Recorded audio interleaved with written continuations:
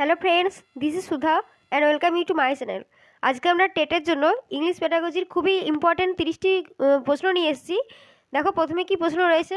Language is a tool because it is used for communication. ল্যাঙ্গুয়েজকে একটি tool বলা হয়েছে কারণ এটি যোগাযোগের মাধ্যম হিসেবে ব্যবহার করা হয়। ল্যাঙ্গুয়েজকে খুবই গুরুত্বপূর্ণ একটি ভূমিকা দিয়েছেন এবং ল্যাঙ্গুয়েজকে টুল বলেছেন কে? আমরা জানি লেভ ভাইগোটস্কি, যিনি ছিলেন একজন সোশিও কনস্ট্রাকটিভিস্ট। তারপর প্রশ্ন দেখো, the second language should be taught through, অর্থাৎ দ্বিতীয় কোনো ভাষা বা ল্যাঙ্গুয়েজ টু আমরা কীভাবে শিখতে পারি?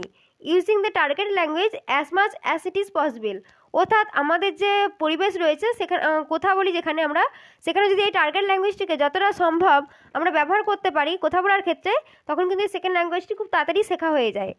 তারপর দেখো, pedagogical grammar is learning of grammar in context through use, অর্থাৎ আমরা কোনো গতানুগতিক পদ্ধতিতে নয়, কথা বলার সময়েই ব্যবহার করার মাধ্যমে আমরা যদি গ্রামারটা শিখে থাকি তাকে বলা হয় পেডাগজিক্যাল গ্রামার।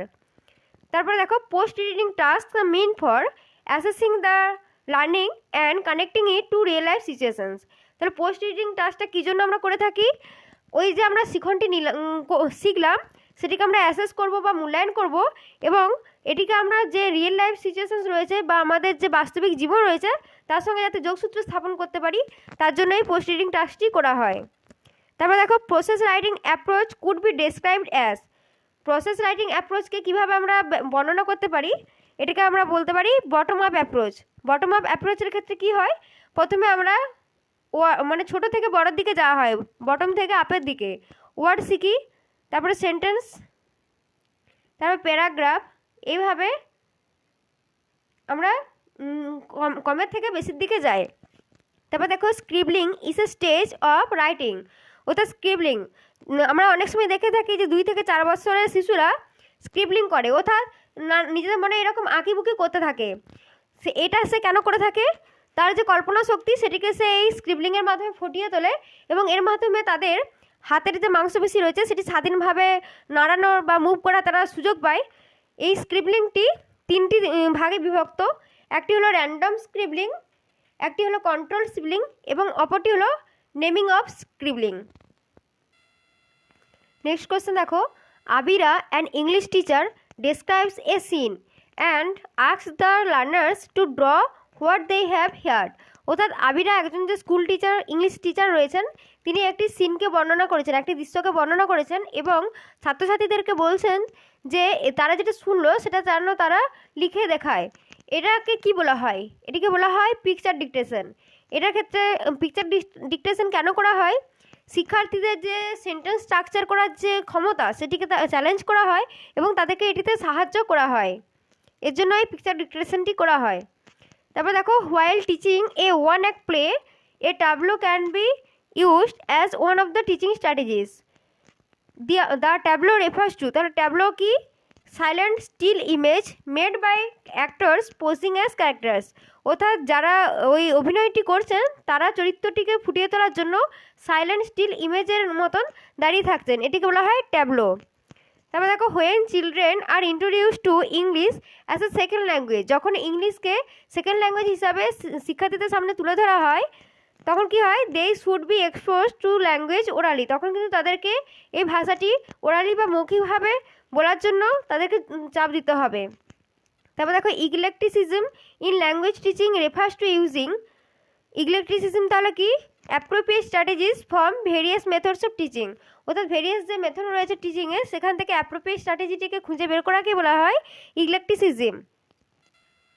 নেক্সট কোয়েশ্চেন দেখো, which approach or method advocates linguistic competence, অর্থাৎ ভাষাগত দক্ষতাকে গুরুত্ব দিয়েছে অ্যান্ড পারফরমেন্স, ভাষাগত দক্ষতা এবং ভাষা কীভাবে আমরা ব্যবহার করছি সেটির উপর গুরুত্ব দিয়েছে কোন অ্যাপ্রোচ বা মেথড? উত্তর হবে কমিউনিকেটিভ অ্যাপ্রোচ, এটিকে বলা হয় কমিউনিকেটিভ ল্যাঙ্গুয়েজ টিচিং বা communicative method. Which type of listening is a way to improve one's listening fluency, কী ধরনের শিখনের ক্ষেত্রে আমরা যে লিসেনিং যে ফ্লুয়েন্সি রয়েছে সেটিকে আমরা ইমপ্রুভ করতে পারি? এক্সটেন্সিভ লিসেনিং বা ব্যাপক শ্রবণ যেটা বলা হয়। তারপর দেখো, tail question also refers to, tail question বলা হয় কোশ্চেন ট্যাগ, টেল কোশ্চেনকে বলা হয় কোশ্চেন ট্যাগ। টেল কোশ্চেন কি? এটি একটি গ্রামাটিক্যাল স্ট্রাকচার যেখানে একটি ডিক্লারেটিভ বা ইম্পারেটিভ যে সেন্টেন্স রয়েছে সেটিকে একটি কোশ্চেন বা ইন্টারোগেটিভ ফ্র্যাগমেন্টের মাধ্যমে সেটিকে একটি কোশ্চেনের মাধ্যমে প্রকাশ করা হয়। যেমন are you hungry, are not you, এটি হচ্ছে তার একটি উদাহরণ। অর্থাৎ এখানে একটি কোশ্চেন যে ফ্র্যাগমেন্টটি রয়েছে তার মাধ্যমে ইম্পারেটিভ বা বাক্যটিকে কোশ্চেন বাক্যে পরিণত করা হলো। তারপর দেখো grammar translation method of teaching English heavily realise on. Grammar translation মেথডের ক্ষেত্রে কিসের উপর গুরুত্ব দেওয়া হয়? ফর্ম ফোকাস টিচিংয়ের উপর। তারপর দেখো written description of a child's progress that a teacher keeps in on a day to day basis. অর্থাৎ প্রত্যেক দিনে শিশুর যে উন্নতি হচ্ছে সেটা লিখে রাখার যে পদ্ধতি একজন শিক্ষক যেটা করে থাকেন সেটিকে বলা হয় অ্যানেকডোটাল রেকর্ড। তারপর দেখো communicative language teaching less emphasis on language use. আমরা একটু আগে দেখলাম কমিউনিকেটিভ যে অ্যাপ্রোচ রয়েছে সেক্ষেত্রে কিন্তু ভাষাটিকে ব্যবহারের ক্ষেত্রে বেশিরভাগ গুরুত্বটি দেওয়া হয়। নেক্সট কোয়েশ্চেন দেখো, a teacher of class 5 in a writing assessment task are students to write on. তাহলে দেখো একজন ক্লাস 5-এর শিক্ষক একটি রাইটিং অ্যাসেসমেন্ট টাস্কের বা লিখনের যে মূল্যায়ন করছেন সেখানে তিনি ছাত্রছাত্রীদেরকে একটি লিখতে বলেছেন কিসের উপরে? দেখো if I were famous for something দিয়ে ডট ডট দেওয়া আছে, অর্থাৎ এটির উপরে তিনি লিখতে বলেছেন। এর মাধ্যমে তিনি কি করছেন? This is assessment of a or an extrapolative answer. অর্থাৎ শিক্ষার্থীদের যে অরিজিনাল অবজারভেশন রেঞ্জ রয়েছে তার বাইরে গিয়ে তারা চিন্তা করছে এবং সেটিকে তারা ব্যক্ত করছে। এইগুলিকে বলা হয় এক্সট্রাপোলেটিভ কোশ্চেন অ্যান্ড আনসার। তারপর দেখো Kavya notes down the errors committed by the learners of the class and discuss them once in a fortnight. What is this practice known as? Providing feedback. অর্থাৎ শিক্ষার্থীরা যে ভুলভ্রান্তিগুলি করেছে সেটিকে তিনি পর্যালোচনা করছেন, এটি করছেন তিনি ফিডব্যাকটি প্রোভাইড করার জন্য। তারপর দেখো রিয়া এ teacher of class 2 is presenting language items in her instructions and the learners are doing exactly as she is telling them to do. অর্থাৎ একজন ক্লাস টিচার রয়েছেন ক্লাস 2-এর, তিনি ল্যাঙ্গুয়েজ আইটেমটিকে এমনভাবে উপস্থাপন করছেন এবং নির্দেশ দিচ্ছেন সেটি কিন্তু শিক্ষার্থীরা তাদের কাজের মাধ্যমে করে দেখাচ্ছে। এটাকে কি বলা হয়? What is she practicing? এটিকে বলা হয় টোটাল ফিজিক্যাল রেসপন্স। তারপর দেখো an intonation may not be a loud tone. Intonation কথার অর্থ কি? আমাদের যে স্বরের উত্থান পতন অর্থাৎ ভেরিয়েশন ইন দ্য টোন, এই ইন্টোনেশন কী কী হয়? Rise, fall and rise fall sliding. Rise fall sliding intonation 3 প্রকারের হয়। নেক্সট কোয়েশ্চেন দেখো, assessment is both process and product oriented. অর্থাৎ অ্যাসেসমেন্ট কেবলমাত্র প্রসেস ওরিয়েন্টেড নয়, product oriented. Which is not a form of literature. Dictionary কিন্তু লিটারেচারের কোনো form নয়, এর উত্তর হবে ডিকশনারি। এবার দেখো ল্যাঙ্গুয়েজ ইজ নট ইনস্টিংটিভ। কার ক্ষেত্রে কে বলেছেন যে ল্যাঙ্গুয়েজ ইনস্টিংটিভ নয়? ইনস্টিংটিভ কথার অর্থ হলো পশু পাখিদের বা পতঙ্গদের যে মুখের ভাষা সেটিকে বলা হয় ইনস্টিংটিভ। এবং সাপির বলেছেন যে এই ল্যাঙ্গুয়েজ হলো কেবলমাত্র হিউম্যান বিইংয়ের জন্য এবং এর মাধ্যমে তারা তাদের ভাষাকে প্রকাশ করে থাকে, কিন্তু তিনি পশু পাখিদের বা পতঙ্গদের যে ভাষা সেটিকে কিন্তু ল্যাঙ্গুয়েজের ক্ষেত্রে আনেননি এবং বলেছেন যে ল্যাঙ্গুয়েজ ইজ নট ইনস্টিংটিভ। তারপর দেখো travelogue is a genre of literature. Travelogue কি?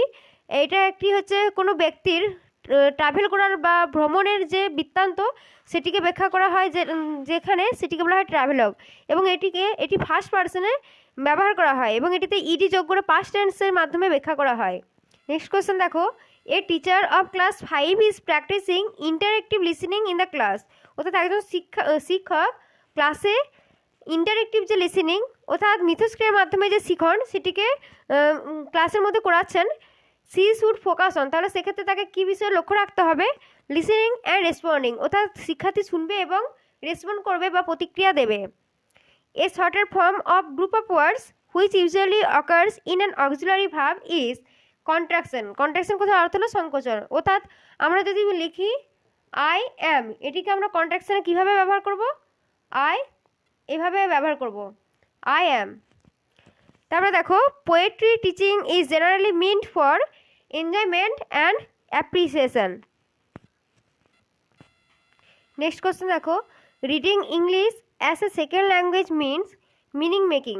কেবলমাত্র ইংলিশ নয়, যে কোনো সাবজেক্টই যখন পড়া হয় অর্থাৎ কোনো সাবজেক্ট যখন পড়া হচ্ছে, ইংলিশ যেমন একটা ল্যাঙ্গুয়েজ, এটিকে যখন পড়া হচ্ছে তখন মনে করা হয় যে এই ল্যাঙ্গুয়েজটি শিখতে পারি যদি আমরা ওর অন্তর্নিহিত অর্থটিকে বুঝতে পারি। এটিকে বলা হয় মিনিং মেকিং। তারপরে দেখো, এই teacher after completing a chapter ask the students some questions to review their learning and check their understanding. The question she is asking would be based on, তিনি যে সমস্ত কোশ্চেনগুলো করবেন সেটি হবে মিডিল অর্ডার থিঙ্কিং স্কিলের মধ্যে। তারপর দেখো, grammar translation method focuses on. Grammar translation method কিসের উপর ফোকাস করে? Reading and writing. এক্ষেত্রে কিন্তু স্পিকিং এবং লিসেনিংয়ের ক্ষেত্রে গুরুত্ব দেওয়া হয় না, অর্থাৎ বলা এবং শোনার ক্ষেত্রে কিন্তু গুরুত্ব দেওয়া হয় না, কেবলমাত্র রিডিং এবং রাইটিংয়ের উপর গুরুত্ব দেওয়া হয়। এবং এক্ষেত্রে টার্গেট ল্যাঙ্গুয়েজ এবং মাদার টাঙের মধ্যে ভরপুর কিন্তু ট্রান্সলেশন করা হয়, তার জন্য টার্গেট ল্যাঙ্গুয়েজে সেরকমভাবে প্রোনাউন্সিয়েশন আসে না।